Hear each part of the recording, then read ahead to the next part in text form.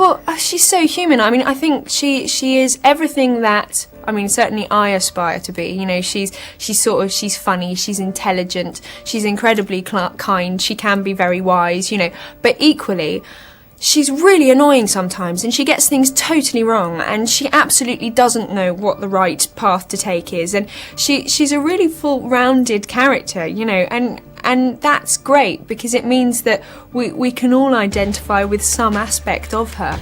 I think, you know, and every different person that plays her will always bring something different because you pour your own emotions into that character. I certainly did when I read the book, you know.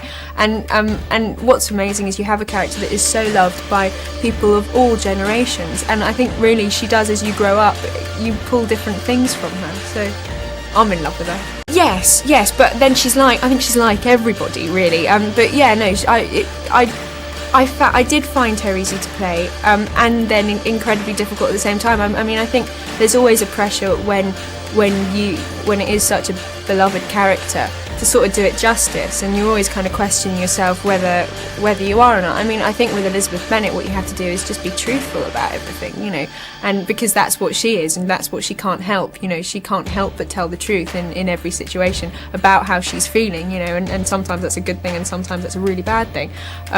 But it's a very human thing. Yeah, definitely. I mean, I really enjoy travelling, and you have to, sort of being in my profession, really. But the opportunity of doing a film in Britain was definitely a huge bonus. And actually, partly because I really don't know the British countryside. It's weird. I'm born and bred Londoner. I know sort of, you know, Devon and Cornwall, but I didn't know Derbyshire. I'd never been to Derbyshire before. I'd never really been to Kent before, you know, and it was just a really great opportunity to actually see my own country for a change, as opposed to seeing other people's, you know. So it was a fantastic summer, and I'm so glad to have seen all these really beautiful places. Oh yeah, no, totally. I mean, this was the first time for me that I'd worked with girls of my own age.